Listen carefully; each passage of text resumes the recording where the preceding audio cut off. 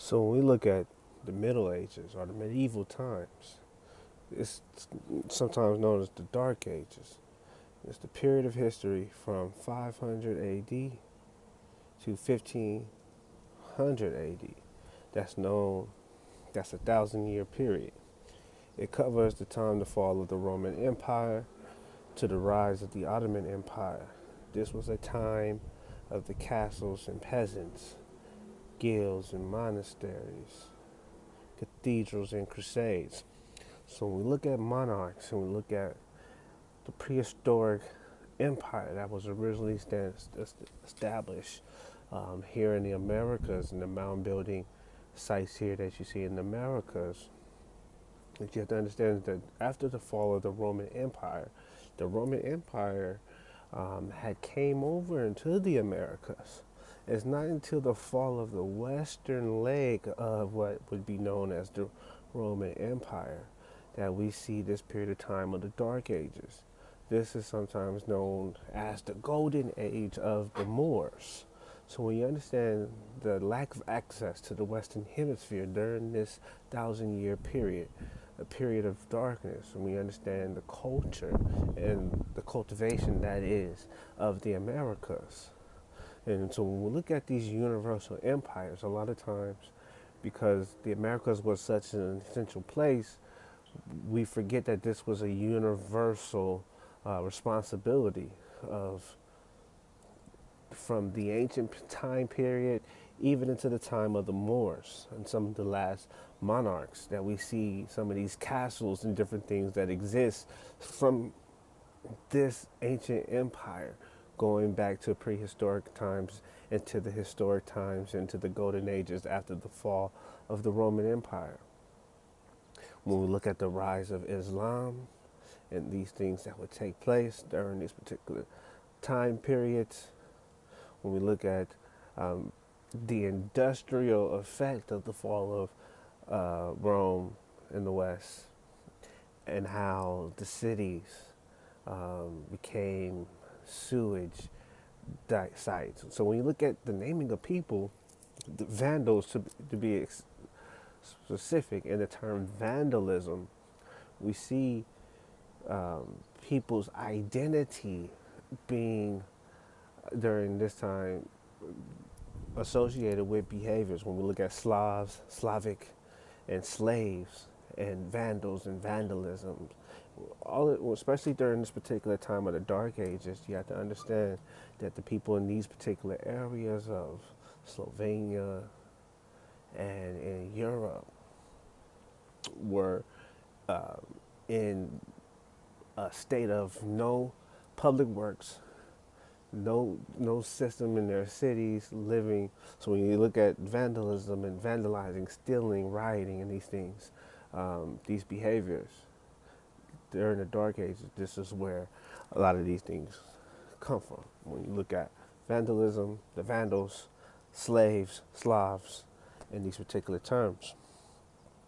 So when we look at 460 AD, this is the time of when the Roman empires fall in Hispania, Spain, in these particular areas. And then this is where we see the rise of Islam, the Moors, the golden ages of the Moors. When we look at the Moors and the golden ages from this prehistoric understanding, when we're talking about the lights, so when we're talking about the dark ages, when we understand the lights, the northern lights of the northern hemisphere, and what takes place in the celestial realm here in the northern tropic, when you understand not having access to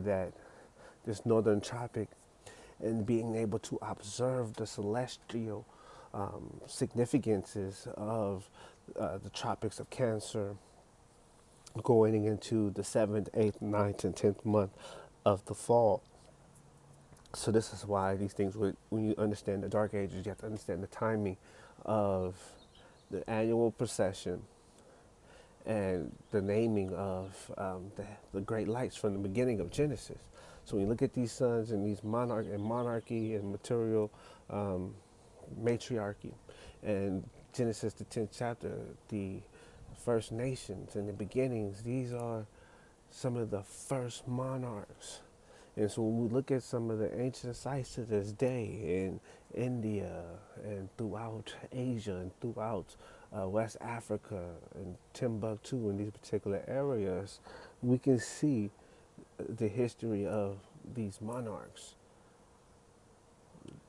dating back to the naming and the culture of these sons of Noah, coming back to the covenant, the signs, the bow, the rain, the fertility goddesses,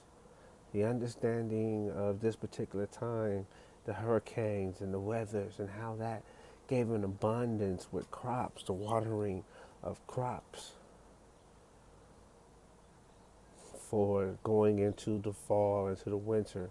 into these particular times, being able to still produce squash, corn,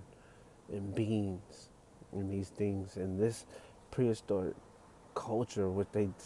look at as primitive, when you look at the cult of the jaguar and the darkness and the corn, the fields, and the protection of the flooding of the fields and the use of raising of earth to control the waters so that you can irrigate and agricult a particular area of land. When we look at these sciences and the cosmos and also the protection of the lands, when you look at the lion, the jaguar, Sekhmet, and the water deities of the Orishas, dealing with time. I'm talking about this particular time when the sun reaches its crown of the north. And when we see the northern lights, this earth magnetism, and refers to the hidden ones, you have to understand the land of the hidden, the dark ages, the Americas. And when we look at these hidden ones, these confined ones, and the jaguar, the darkness, the culture, Venus, the pole star,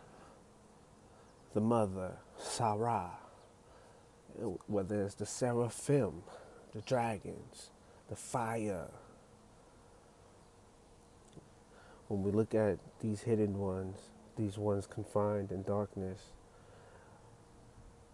when we look at the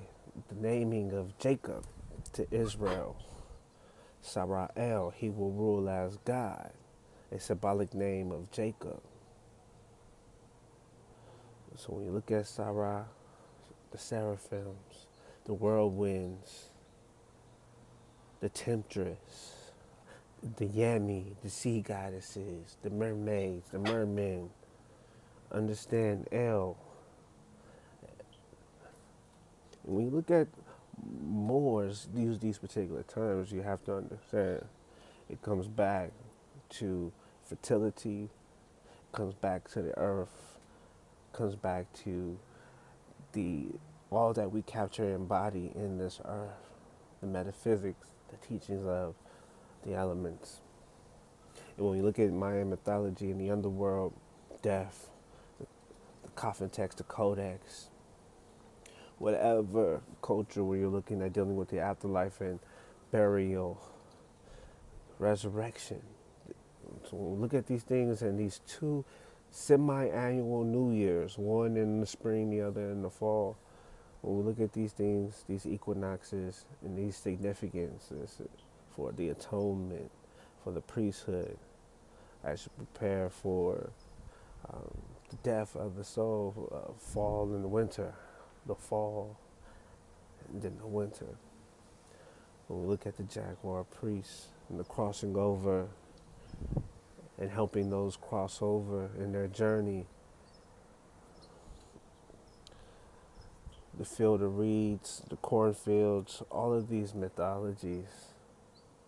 teach us and give us evidence about the movement of the life forces that we embody and also that are in the earth's body, to teach us to use all that is within this earth for healing with wisdom and discernment. We must